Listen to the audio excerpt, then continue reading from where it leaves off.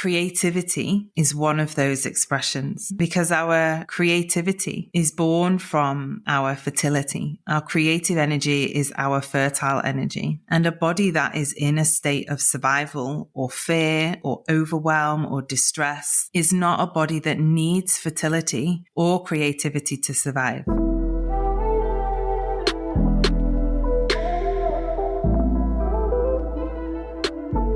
Welcome to the Embodied Woman podcast with me, Rebecca Wilson. An embodied experiential space for you to drop deep into the wealth of wisdom within your being and activate a fuller, richer you. I am a feminine awakener, thought leader, embodied business doula, sacred business midwife, healer, and all-round medicine woman. I am here to guide women deeper into their essence and power, to activate their life force, awaken pleasure, and support them to live an embodied life. I will help you birth your visions, dreams, creations, desires, and sacred business into the world from an easeful, embodied, and rooted place within.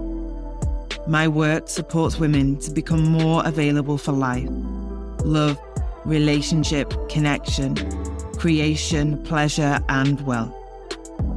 I will activate you into self-leadership and self-mastery to truly live an embodied and awakened life. Welcome on the journey, my love.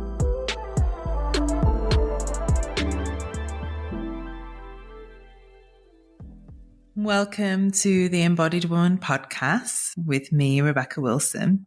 In today's episode, I am arriving with you from a space of inquiry that I have been resting in within myself recently. And this is the interconnected and interwoven relationship between nourishment, resourcing, creativity, and leadership. This has been something that I have been pondering and exploring through in my own unique way over the past few months, if not for this whole year, actually. This year for me on a personal level has been a year of deep arrival into cellular restoration, soul and cell nourishment, committing to resourcing myself in a more nurturing, deep, expansive, and gentle way. Throughout life, we are often in many different experiences, some of which expand us in ways that are beautiful beyond measure, and others that take us into the depths of our being on journeys of repatterning and reformation. And it's all beautiful. And I've come to realize that whichever way the journey is taking me or guiding me, whether it be into a contraction and from that an expansion, or into the expansion and that felt sense of opening more to life, it can often feel slightly ungrounding or unsettling in those places, as the contraction is usually taking us into a historical moment and the expansion is taking us beyond a place we've recognized, the familiar, and into a new space, which is the unknown. And even if that is a space in which we desire to move forward or into, it doesn't come without a felt sense of unknown and therefore some unease and unsafety in the body and the nervous system. And so as I've been journeying myself in my own way and moving through some layers and patterns and beliefs and stories to really arrive more deeply into myself and my life, I have noticed this need and this calling from my body to be nurtured and nourished and held on every single level to truly allow the unfolding to have solid ground. And what I found within this is this really deep understanding as I've been in conversation with myself, my body, my cells, and I've been resting in this contemplation. It arrived with me that a body that is in a state of stress, dysregulation, or overwhelm, a body that is in a state of fight or flight, freeze, fawn, the nervous system is in some way triggered, reactive.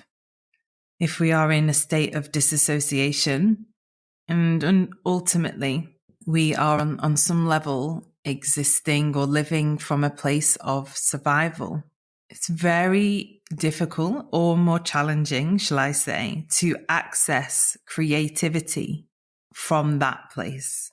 Because on a primal animal body level, when our alarm system is set off inside of our being and our nervous system does the job that it's meant to do because it's perceiving a state of stress or threat or danger, and we go into the mode of, I'm under threat, there's danger here, I need to survive. It very cleverly switches on all of those processes, floods us with the hormones and the energy that's needed to fight the danger, run away from the danger, to traverse this experience that has been perceived as threatening, dangerous, that we need to survive. And within that, the body also intelligently shuts off all the things it doesn't need to survive. And creativity is one of those expressions, because our creativity is born from our fertility. Our creative energy is our fertile energy. And a body that is in a state of survival or fear or overwhelm or distress is not a body that needs fertility or creativity to survive. Yes, the survival of humankind rests upon the fertility and creative energy and expression of humans. But we as individual beings do not need that energy to survive ourselves. And we often see this as a common thread within the journey of fertility and conception for women that are on the journey towards conceiving and creating a life, yet maybe living in patterns of dysregulation, disharmony, unbalance, in a fight and flight, or their nervous system has been operating in a dysregulated state for some time, many years, maybe through trauma or life experiences or choices, or just life itself, because life is stressful at times. There can often be a disconnect or an unknown reason for infertility or a challenge on the journey towards conceiving life. And through my own work, I had the honor to witness and support women out of those dysregulated states and back into a more grounded, rooted, and regulated place from which they have been able to conceive life, to grow life, and to birth life in the form of their child. And so as I was pondering all of this, it really arrived with me that creativity is fertility. And we use that fertile essence of our body and our womb space as women to seed visions and inspirations and creations, to grow them in our body through feeling and sensation and emotion and vision, and to birth them into our worlds, into the world, whether that be in our life, in our creative pursuits and projects, whether that be in our business, in our leadership. We are in connection to this creative pulse, this fertile pulse within us that supports creative process, a seeding, a gestation, and a birthing into the world. And so it makes sense that a body, a being that is dysregulated in a state of fear, the nervous system has been locked into survival, and it believes that it is in constant need of running from threat or danger, that it would be hard or challenging to connect into that creative source well of energy and vitality and power within the body and the being. And so here lives this intricate and deeply woven relationship between fertility and creativity, embodied business and leadership, and self-nourishment, self-resourcing, and nervous system regulation. And as I sat and, of course, went even deeper, as I do, like to ponder on these things, I began to reflect on the seasons and cycles in my own life. And as I sit in these spaces, I often receive visions or felt sense or words, strings of words that form interesting sentences. And I was in this process taken aback on this journey like I was on a train, but I was traveling backwards through my timeline of life. And in the more recent years, the timeline of my journey in embodied business and leadership and as a space holder. And I was shown all the times in which I was working through the deep in the challenge, where naturally, because I was in that place of traversing the dark corners of my psyche, I would have been in some distress, some stress, some dysregulation, even though a lot of these things that we work through upon this path and journey are not necessarily present day experiences. Even when we're dropping back into them to reform them and repattern the thoughts and beliefs in them and reintegrate them, we are pulling them out of our cellular consciousness and therefore reliving the cellular memory and reliving the emotional memory that existed within all of the debris that's been held within. And so even decades later, as I have been working through things from my formative and early years, now there's this felt sense of unease and stress and dysregulation in the body. And in those times, creativity is not so easily accessible for me. And as I was on this journey, traveling through this timeline of my creative expression, I also recognized and was shown the times where I was more grounded and at ease, in rest and digest within my body, where I was in regulation, and how creativity and that pulse of life that moves through us, that desires to be born and to be an expression in the world, was so easily and readily available and accessible to me. And here in this space, there is an invitation to recognize that neither is right or wrong or good or bad, but sensing into this cycle of creative energy, of creation, of evolution that exists for us.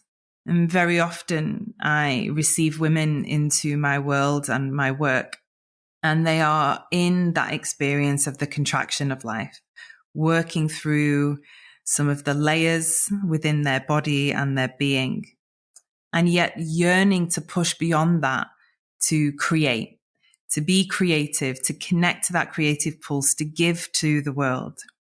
But it's feeling challenging for them. And it is this piece here that the body in dysregulation does not prioritize accessing fertility and creativity. And these are a time for us to put down those parts of us and to really turn in and be with the unfolding in the inner world. trusting that when we fully do that, when we embrace and surrender into that, we create an opportunity for that deep integration and process to happen, so that we are able to rebirth ourselves into the next part of the creative cycle, the cycle of evolution, as we journey through those challenging places inside of ourselves and we land more in a state of ease and balance and regulation. We are then better able to soften and relax and open to the creative pulse that exists within us, within our bodies, our hearts and wombs, to the creations that desire to be born from us. And in my experience, and I know from the experience of the women that journey with me, we often create from journeying through that challenge or that experience within ourselves. And then to expand this piece of, yes, we understand these polarized times and experiences in our lives. But how about the times when we're not so in the deep or the challenge, and yet creativity is seeming to be a far reach for us? We can't quite tap into that creative source well, that spring of vitality within us. Well, here in this space is a recognizing that, is the body truly nourished? Are you honoring yourself and your body's needs? Are you resourcing yourself fully? Are you feeding your body on every single level, every single plane? Is your body able to rest in that fertile space, in her fertile expression? And this exists for women in so many different ways. An honoring of your cycle, nourishing your body differently at different points in your cycle, allowing that rise and peak of energy and also the rest and fallow. It arrives for us in the way that we nurture ourselves, whether we are nourishing ourselves with food and hydration that supports us all the way down to a cellular level. Are we giving ourselves adequate rest? Are we taking responsibility for our needs? Are we holding a firm and strong boundary around our yes and no? Or are we taking on too much, trying to save the world, burning ourselves out? Undernourished, forgetting to resource ourselves and replenish the body, especially when we're in that seat of leadership and space holding. It's so incredibly vital. Are we dishonoring the cycle, pushing through in the parts of the cycle that really call for us to rest? Because all of these experiences create micro dysregulations and disruptions inside of our body. And these micro stresses all begin to build to form a greater stress in which the body can snap into a state of survival. And when we're in survival, we are not in a state of thriving. And therefore our vitality and our creative impulse and expression is somewhat harder to reach or connect to. And maybe in a lesser of expression, because the body, when in survival, does not need to create to survive. So this leaves me with an invitation for you to ponder and inquire within yourself. In what ways am I nourishing myself deeply already, and holding a celebration for yourself for that? But in what ways am I not taking care of myself, my body, my creative energy? In what areas of my life do I feel undernourished, lacking resource? In what areas of my life am I feeling depleted, dysregulated?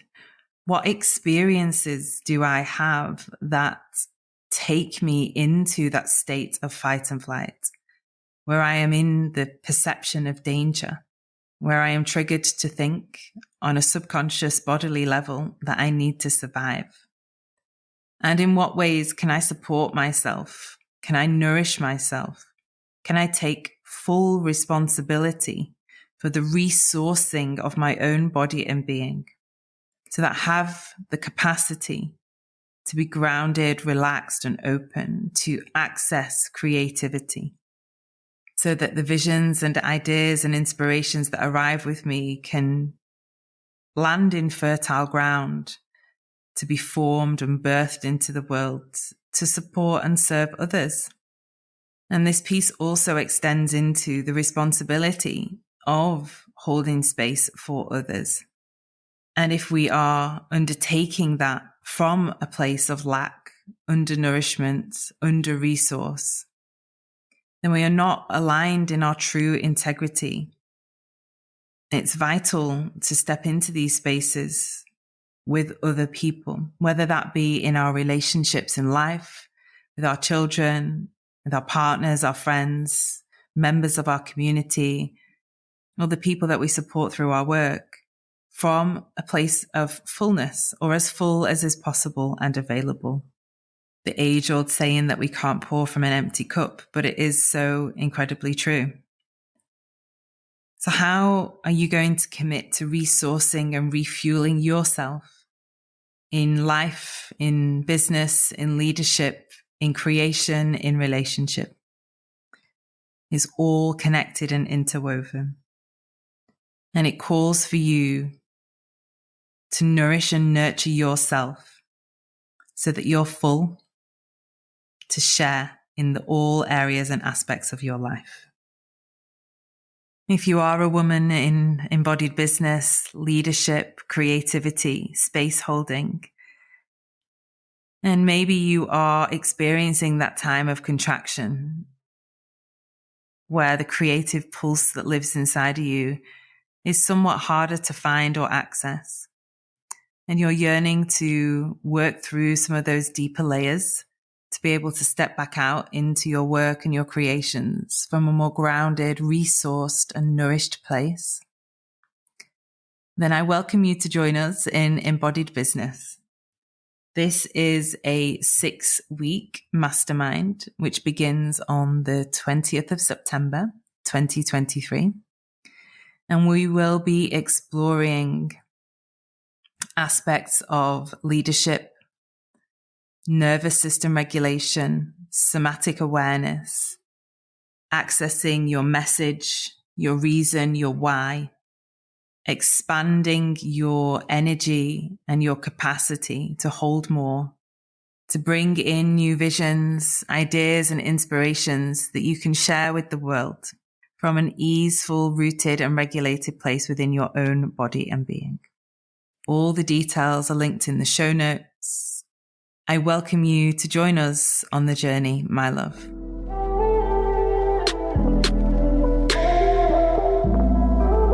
Thank you for joining me on this journey today. If you loved this musing and sharing, I would love for you to share this episode far and wide. You can arrive into all of my offerings at rebecca-wilson.com. Links to dive deeper with me are in the episode notes. Remember, my love, you are here to be the fullest, most potent, powerful, embodied version of you. I am here to guide you into that.